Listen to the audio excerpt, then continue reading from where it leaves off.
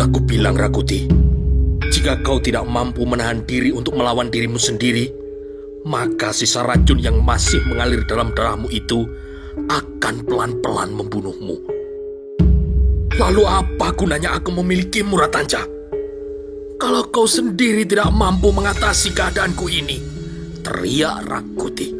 Jawaban kini justru diperoleh dari perut Rakuti. Rakuti merasa seisi perutnya mulai bergejolak.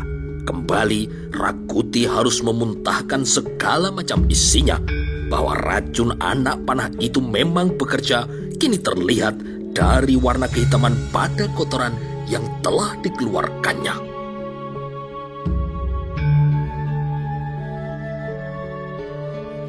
Sementara itu, senja kini membayang bergerak menuju petang. Para Winesuka itu telah mengatur pengamanan istana sedemikian rupa untuk menjaga berbagai kemungkinan yang tidak diinginkan. Bangunan istana yang dikelilingi oleh dinding-dinding yang tinggi kini dijaga amat rapat dan berlapis-lapis. Dengan penjagaan seperti itu, tidak mungkin bagi para pasukan Bayangkara sekalipun untuk dapat menyusup masuk. Seiring dengan waktu yang ada, memenuhi perintah yang telah diberikan oleh Rakuti, para Winesuka bekerja cekatan untuk menyebar mata-mata mereka dalam melacak jejak Kolok Gemet. Apa yang diperintahkan para Winesuka itu menjadi bencana bagi para penduduk, karena perintah itu diterjemahkan sebagai penggeledahan dari rumah ke rumah. Penggeledahan itu bisa berkembang menjadi sebuah perampokan, pemerasan, bahkan juga pemerkosaan. Dengan semena-mena, para prajurit yang kehilangan kendali itu memanfaatkan keadaan itu. Pendek kata, pemberontak yang menang perang itu malah menjelma menjadi penjara dan perampok. Sebuah rumah di sudut kota kini digedor. Dengan sangat ketakutan, pemilik rumah itu membuka pintu. Demikian pintu dibuka, dengan beringas, para prajurit yang mendapat tugas melaksanakan penggeledahan itu kini menerobos masuk. Semua sudut ruangan dan bahkan kolong bawah tempat tidur pun kini diperiksa dengan cermat. Jika tidak menemukan apa yang dicarinya, maka persoalan yang gampang kini dapat berbelok arahnya. Kau menyembunyikan Jaya Negara? Dengan sangar, prajurit pemberontak itu bertanya. Tentu saja pemilik rumah itu ketakutan dan tidak mampu menguasai diri. Pemilik rumah yang sudah tua itu gemetar. Tidak, Tuan. Kami tidak tahu apa-apa, jawab pemilik rumah yang ketakutan itu. Di dalam hati prajurit itu sebenarnya percaya dengan ucapan laki-laki tua itu. Tetapi ada sebuah hal yang sungguh menarik perhatiannya, karena di sudut ruangan seorang gadis yang mungkin anak atau cucu kakek tua itu berdiri dengan amat ketakutan. Kecantikan gadis itu amat menarik perhatian prajurit itu. Semuanya keluar dari ruangan ini. Aku akan menanyai semua penghuni rumah ini satu persatu. Dimulai dari gadis itu. Ayo, yang lain segera keluar.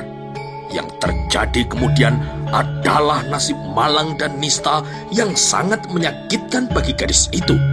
Aib yang menimpanya menjadi mimpi sangat mengerikan.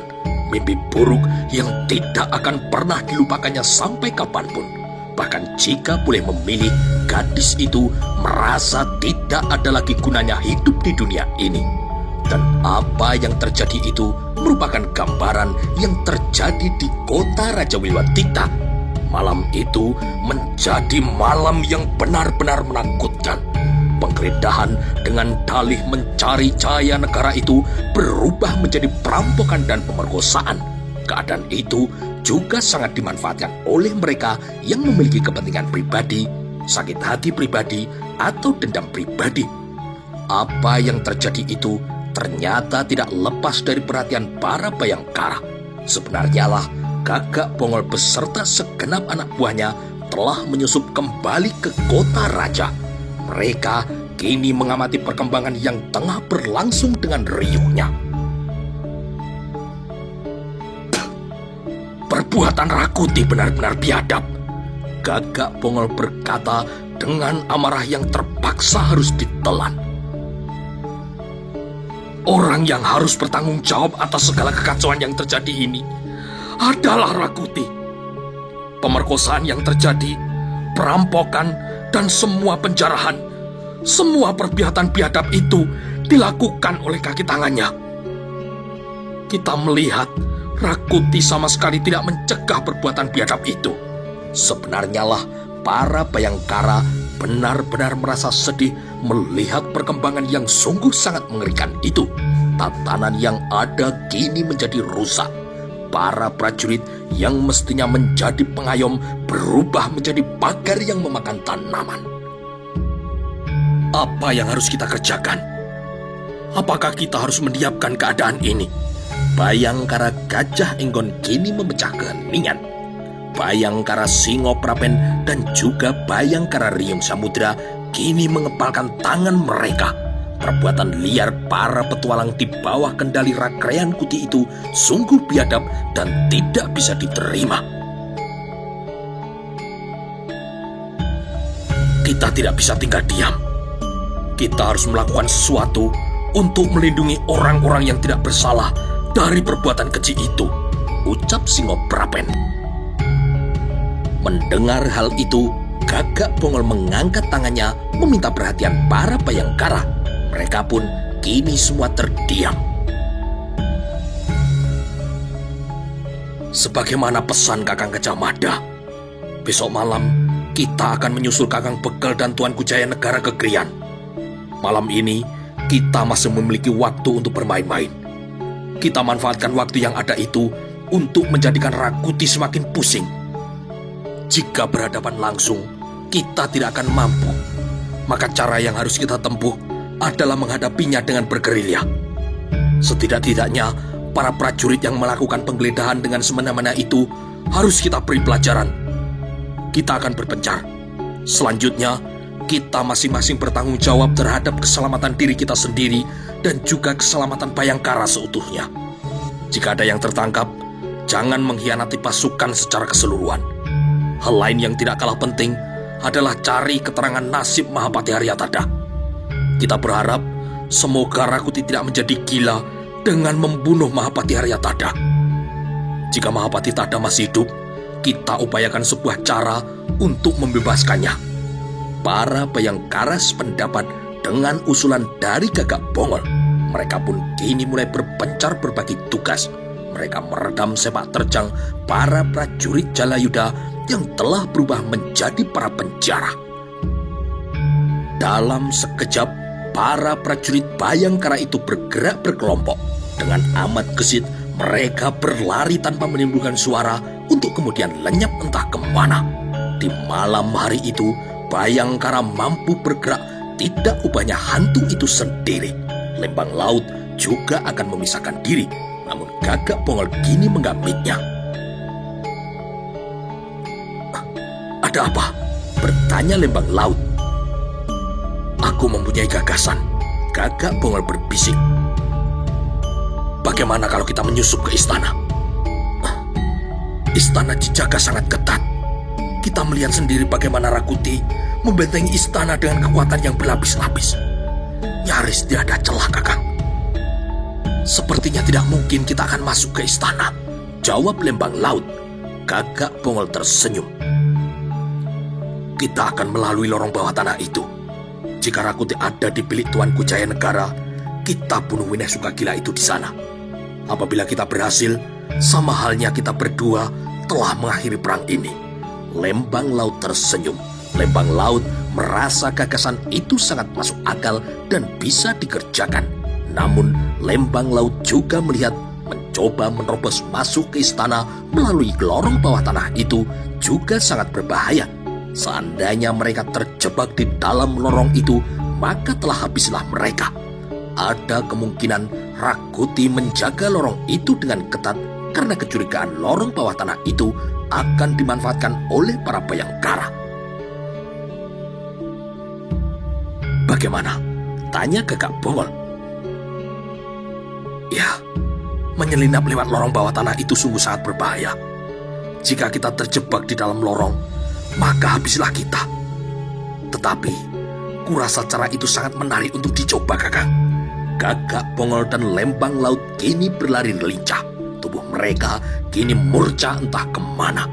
Pasukan Bhayangkara adalah pasukan yang memiliki kemampuan yang luar biasa.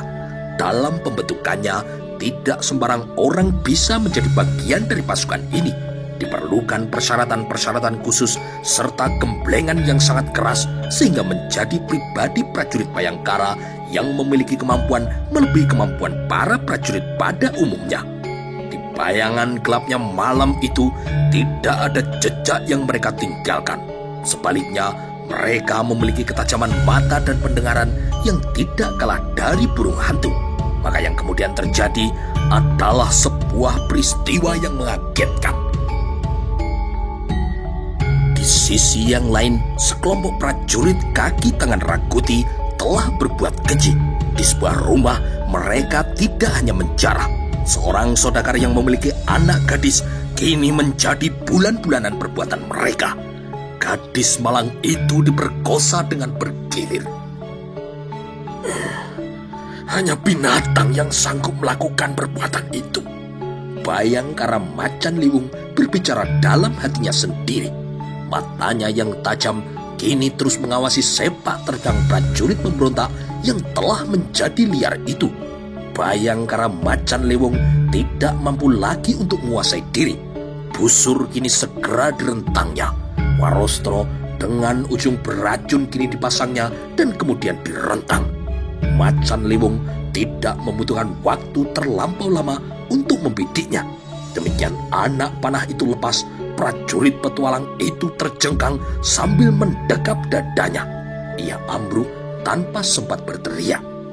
Macan Liwung kembali merentang busur dan melepas anak panah.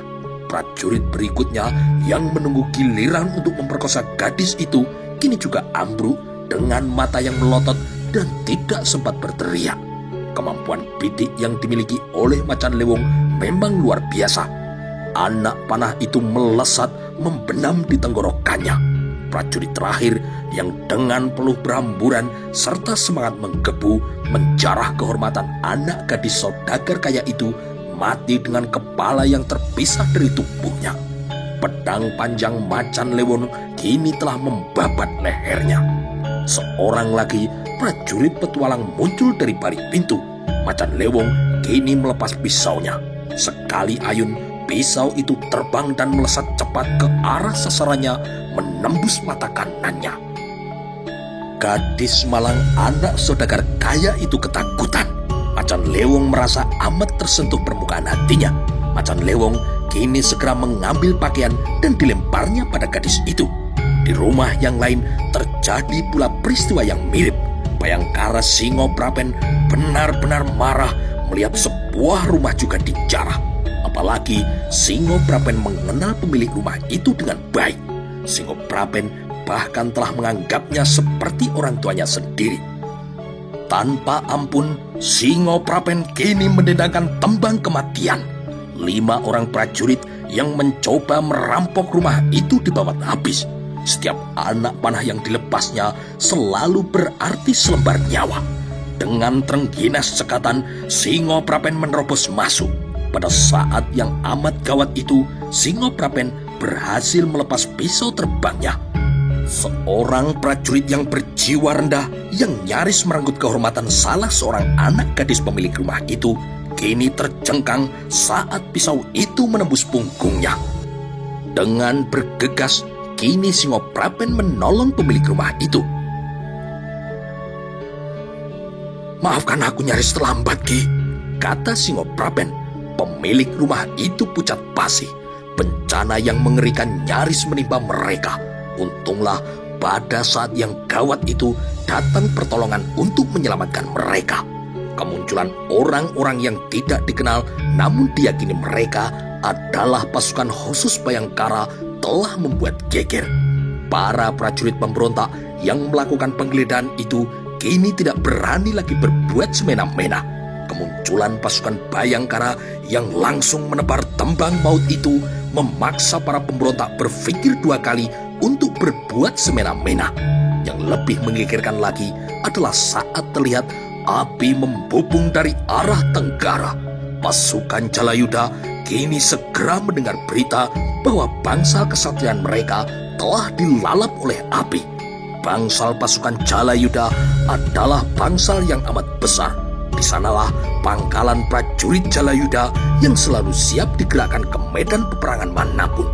Kini pasukan khusus Bhayangkara yang tersinggung dan sangat marah telah membakar bangsal-bangsal itu.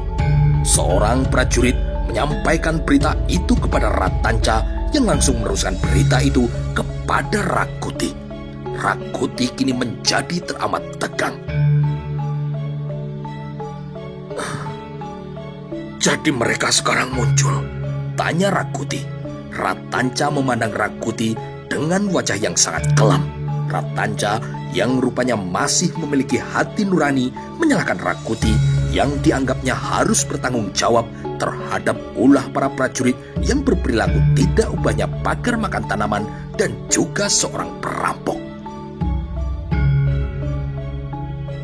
Mereka marah. Pasukan Bhayangkara marah karena pendukungmu yang menerjemahkan perintahmu dengan keliru, kata Ratanca. Rakuti kini mencuatkan alisnya. Apa maksudmu? Penggeledahan yang kau perintahkan itu, lanjut Ratanca. Penggeledahan itu telah berubah menjadi perampokan dan penjarahan, bahkan juga menjadi pemerkosaan. Jika kau keluar melihat apa yang telah terjadi, kau boleh membayangkan dari sekarang bahwa kau tidak berpijak pada akar yang kuat, Rakuti. Kawula tidak akan melihatmu sebagai seorang pembebas, seorang raja yang mengayomi rakyatnya. Tetapi mereka akan melihatmu sebagai biang dari kekacauan, pimpinan perampok, penjara serta pemerkosa. Merah padamlah wajah Rakuti. Namun Rakuti kini tidak bisa menjawabnya. Para Bhayangkara itu marah. Mereka sekarang bergerak untuk menyambut ulah para prajurit pendukungmu. Bangsal kesatrian Jalayuda telah dibakar. Suasana tiba-tiba menjadi hening. Rakuti turun dari pembaringannya dan kemudian berjalan mondar-mandir. Matanya agak lamur karena kepalanya pusing dan ngilu. Rakuti kemudian menebar pandangannya menelusuri dinding ruangan. Kini Rakuti merasa bahwa ternyata untuk meraih cita-citanya tidak semudah membalik tangan. Meski Jaya Negara telah tumbang, belum dengan serta-merta dirinya kini menjadi raja. Masih ada duri dalam daging, masih ada bisul yang mengganjal di pantatnya. Apalagi kini pada malam pertama setelah ia berhasil mengusir Jaya Negara dari istana, di luar sana Bhayangkara telah berkeliaran membuat kekacauan. Bahkan Rakuti akhirnya merasa di luar sana Bhayangkara lah yang berkuasa.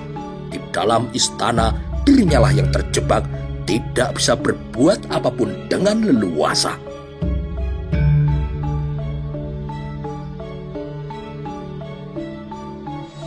Untuk menjadi raja harus mendapat dukungan dan pengesahan, tidak sekedar menggulingkan Jaya Negara. Apa artinya kau menjadi raja apabila rakyat memusuhimu? Mereka memusuhimu karena perasaannya kau lukai. Bagi mereka, pemerkosaan, perampokan dan penjarahan yang terjadi adalah karena perintahmu. Segala macam bencana yang sedang mereka alami, bagi mereka kaulah penyebabnya. Ratanca berhenti sejenak untuk memperhatikan wajah Rakuti yang semakin beku. Ratanca kini tersenyum agak sinis. Itu yang aku maksud. Kau tidak mengakar dengan kuat, lanjut Ratanca. Sebagai pohon, kau hanya batang yang gampang tertiup angin. Percayalah, jika kau tidak segera berbuat sesuatu, maka akan tiba saatnya gelombang akan datang menerjang. Bhayangkara akan mengadakan pembalasan. Bhayangkara tidak akan diam. Wejangan itu membuat Rakuti menggigil. Rakuti kini benar-benar marah karena ia merasa muak. Akan tetapi Rakuti memang tidak bisa membantah kebenaran ucapan dari Ratanca itu.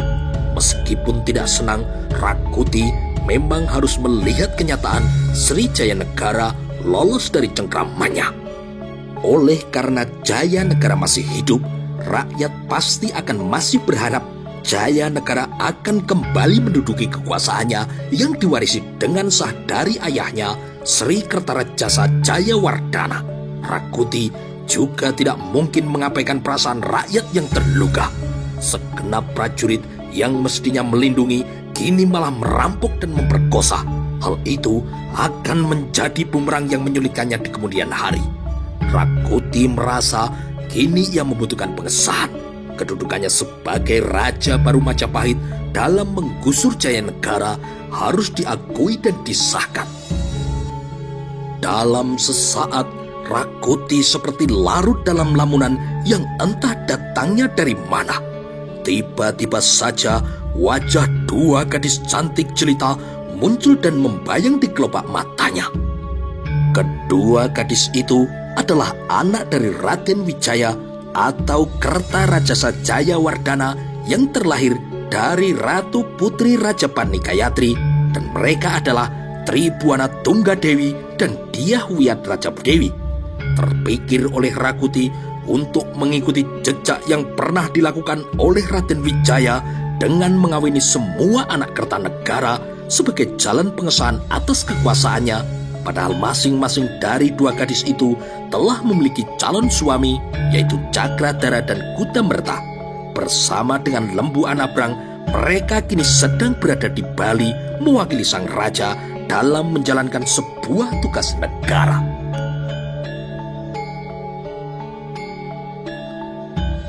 Jika aku mengawini Tribuana Tunggadewi dan Dyah Wiyat, maka dengan sendirinya kekuasaan atas negara Majapahit akan jatuh ke tanganku. Lebih dari itu, kedua gadis itu memang membuatku tergila-gila, ucap Rakuti dalam hatinya. Bawa Tadah kemari, tiba-tiba Rakuti berkata. Ratanca kini mengerutkan keningnya. Perintah itu tidak ditujukan kepadanya. Dalam bilik itu hanya ada dirinya dan Rakuti. Apa maksudmu, Rakuti? Ratanca kini bertanya. Tetapi sekali lagi Rakuti berteriak. Prajurit, bawa Mahapati Tadah kemari. Dua orang prajurit yang berjaga-jaga di depan pintu kini bergegas untuk masuk. Rakuti yang menganggapnya terlalu lamban kini melotot. Kalian tidak mendengar apa perintahku, ha? Aku ini Maharaja baru yang berkuasa di bumi Majapahit.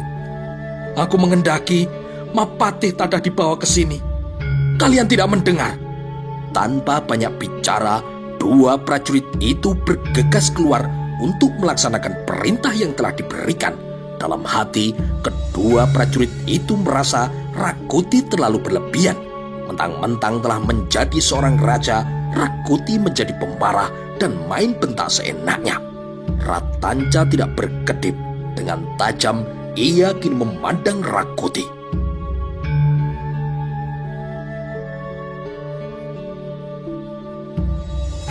Apa yang akan kau lakukan terhadap Mahapati Tadah? Bertanya Ratanca. Aku ingatkan kau untuk jangan bersikap berlebihan kepada Mahapati Tadah. Orang tua itu dicintai orang banyak. Jika kau berbuat salah kepada Mahapati Tadah, maka kau akan menuai badai. Rakuti kini melotot. Dua bola matanya kini nyaris copot. Aku tidak butuh sesorahmu. Dalam perubahan pemegang kekuasaan, wajar jika hal semacam itu terjadi. Perampokan, pemerkosaan, dan penjarahan itu masih hal wajar karena keadaan sedang kacau. Tetapi nanti tatanan akan pulih kembali. Rakyat atau siapapun akan melihat Rakuti memang pantas menjadi raja.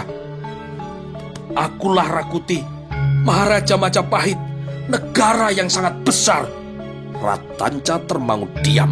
Ratanca melihat Rakuti larut pada keadaan yang baru diperolehnya. Rupanya jiwa Rakuti belum siap untuk menerima keadaan yang baru didapatnya itu. Bahwa ia kini menjadi orang terpenting di Majapahit, itu menyebabkan dadanya kini membusung terlampau besar. Kau belum menjawab pertanyaanku, Rakuti. Apa yang akan kau lakukan terhadap Mahapati Tadah? Tanya Ratanca. Rakuti berjalan mondar-mandir sesaat. Akan kuminta Paman Arya Tadah untuk mengesahkan kedudukanku. Aku akan meminta kepada Paman Tadah untuk mengesahkannya melalui wisuda besok siang. Aku tidak mau menunggu lagi. Aku harus mendapat pengakuan dan pengesahan. Ratanca tidak bisa lagi menahan. Ratanca kini mulai tersenyum. Apakah Mahapati Tadah akan mau memenuhi permintaanmu? Bagaimana kalau beliau menolak? Mahapati Tadah tidak akan mungkin berani menolak jika dia ingin selamat. Ratanca menggeleng-gelengkan kepalanya. Kelihatannya pengenalan Rakuti atas Mahapati Arya Tadah hanya sebatas luarnya saja. Salah besar jika Mahapati Arya Tadah bakal ketakutan kemudian menuruti kemauan dari Rakuti. Arya Tadah bukanlah jenis orang yang gampang ketakutan karena diancam. Ratanca merasa yakin ancaman hukuman mati tidak akan mampu mengubah keteguhan Arya Tadah. Lebih dari itu, sebenarnya Arya Tadah tidak mempunyai hak untuk mewisuda seseorang menjadi raja. Hak semacam itu ada pada para pemuka agama. Mereka yang memegang kedudukan sebagai para kasaiwan yang Brahma Raja. Ratanca kini bangkit dari tempat duduknya. Ada sebuah pertanyaan lagi. Apakah Arya Tadah berhak memwisuda dirimu? Bukan Arya Tadah tidak berhak memwisuda seorang raja. Wisuda Binantara itu hanya sah apabila dilakukan oleh para kasaiwan yang Brahma Raja. Apakah kau juga akan memaksa mereka dengan senjata, Rakuti? Tanya Ratanca. Aku tidak peduli. Bahkan aku tidak peduli dengan wisuda. Aku akan tetap sah menjadi raja karena telah berhasil menggusur Jaya Negara. Jika para pemuka agama itu tidak bersedia untuk mewisudaku, maka aku juga tidak butuh. Aku hanya akan meminta kepada Arya Tadah untuk mengumumkan kepada khalayak ramai bahwa akulah sekarang yang menjadi raja. Ratanca kini mulai tertawa, namun Ratanca malas untuk mengemukakan isi hatinya lagi. Adalah Mahapati Arya Tadah yang telah ditangkap oleh kaki tangan Rakuti dan kemudian dijebloskan ke penjara. Kesedihan yang berharga amat mutlak sedang mengharu biru isi dadanya melihat perkembangan keadaan Majapahit yang telah porak-poranda oleh orang-orang yang tidak bertanggung jawab. Pemberontakan yang telah dilakukan oleh Rakuti meminta korban nyawa dan juga harta benda yang tidak sedikit jumlahnya. Tidak terhitung pula rusaknya tatanan, lahirnya orang-orang yang mendadak menjadi liar, menjarah, merampok dan memperkosa mumpung keadaan masih sedang kacau. Arya Tadah pun kini dikeluarkan dari bangunan Pakunjaran. Apakah sudah tiba saatnya bagi Rakuti untuk menghukum mati Arya Tadah? Tanya Mahapati Arya Tadah. Dua orang prajurit yang mendapat perintah dari Rakuti untuk mengeluarkan Arya Tadah dan membawanya ke istana kini terlihat kebingungan. Dua orang prajurit itu secara pribadi tidak bisa menghapus rasa hormatnya kepada Arya Tadah. Dua prajurit itu bahkan tidak tahu apa yang dikehendaki oleh Rakuti dengan mengeluarkan Mahapati Arya Tadah dari penjara. Kedua prajurit itu bahkan terpengaruh oleh pertanyaan, benarkah Mahapati Arya Tadah akan dihukum mati? Maafkan kami, Mahapati. Kami hanya menjalankan tugas. Kami tidak tahu dengan maksud apa Tuanku Rakuti memerintahkan kepada kami untuk membawa Mahapati menghadap kepadanya. Aryatadha yang telah tua itu tidak bisa lagi menahan tawanya. Ada sesuatu pada kalimat prajurit itu yang membuatnya geli.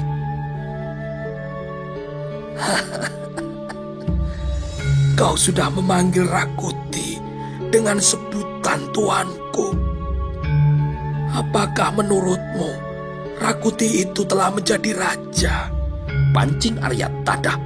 Dua prajurit itu kini menjadi bingung. Sudahlah, bawa aku ke hadapan Rakuti. Aku tidak takut kalau Rakuti akan membunuhku. Salah jika ada yang mengira aku akan takut mati.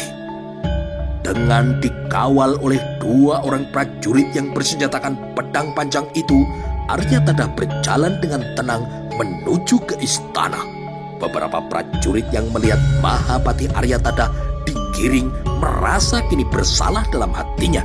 Beberapa prajurit itu terpaksa memalingkan wajah, pura-pura tidak melihat atau pura-pura sibuk melakukan sesuatu.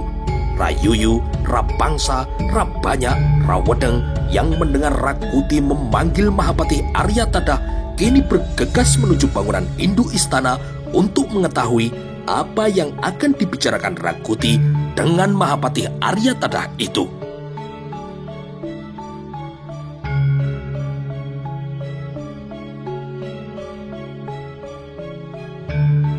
Dengan ramah, Rakrean Kuti menerima kehadiran dari Aryatadha.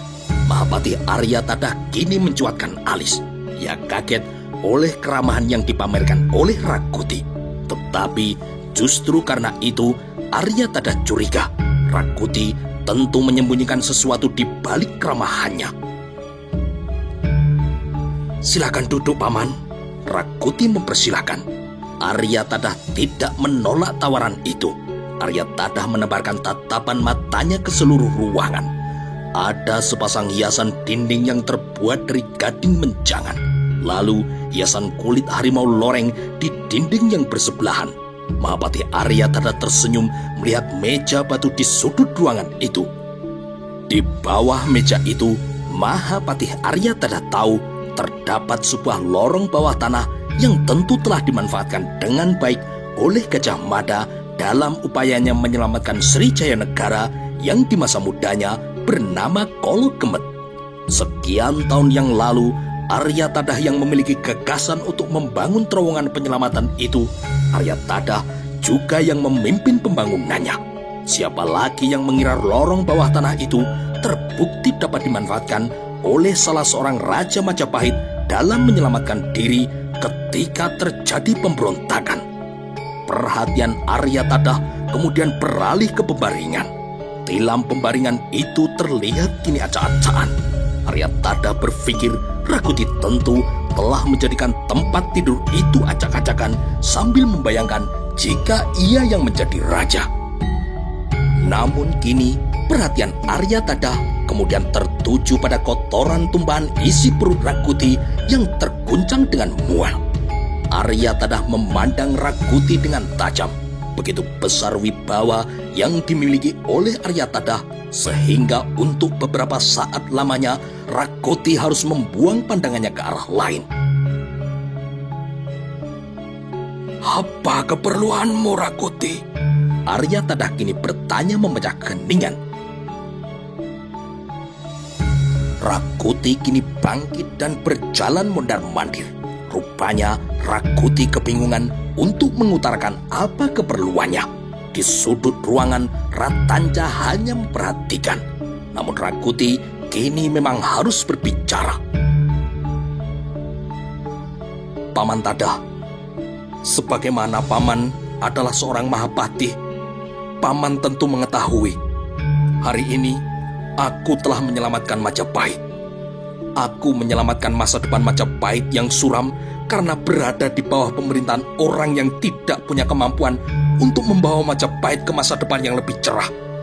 Itulah sebabnya aku terpaksa menggusur Kolo Kemet dari istana. Ada sesungging senyum mencuat di sudut bibir Aryatadha yang telah tua itu. Meskipun sulit ditebak apa maknanya, rangkaian ucapan panjang Rakuti itu telah terhenti oleh senyuman itu. Sejenak Rakuti merasa sangat terganggu, tetapi dengan segera Rakuti mengabaikannya.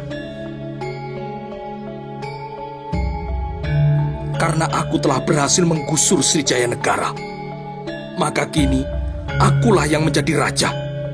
Aku berhak menduduki tahta Majapahit dan memegang tampuk pemerintahan. Aryatadha kini manggut-manggut. Meskipun demikian, tidak tampak ada perubahan pada raut wajahnya. Aryatadha bahkan tersenyum dengan lebar. "Sudah?"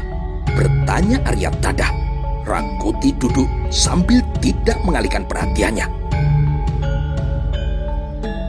"Setelah kau utarakan semua itu, apa kau ingin mengetahui bagaimana pendapatku, Rakuti?" Rakuti kini mengangguk. "Yang perlu aku sampaikan kepadamu, Rakuti, aku sungguh merasa kecewa dengan perbuatanmu. Seingatku, kehadiranmu di lingkungan keprajuritan Majapahit adalah karena mendiang Romopati dan Mahapati. Semua tahu siapa Romopati. Romopati adalah seorang pejabat yang culas, tukang fitnah, dan menyebar adu domba. Ramapati rupanya telah mewariskan sifat-sifatnya itu kepadamu. Semua Winasuka yang hadir di sini adalah hasil binaan mendiang Ramapati. Jadi tidak aneh kalau mereka juga memiliki sifat culas, licik, dan juga tidak tahu diri. Tidak seperti manusia lumrah pada umumnya. Jika jantung para Winasuka itu telah dibedah, maka kau akan temukan bulu-bulu di sela-selanya." Tenang dan tertata rapi rangkaian ucapan dari Mahapati Aryatadha. Tetapi ucapan itu mampu membuat wajah Rakuti merah padam. Segenap Winasuka yang lainnya, kecuali Ratanja, tetap tenang, merasa wajahnya kini belepotan dengan kotoran. Barangkali selama ini para Winasuka itu tidak merasa kalau wajahnya telah belepotan kotoran.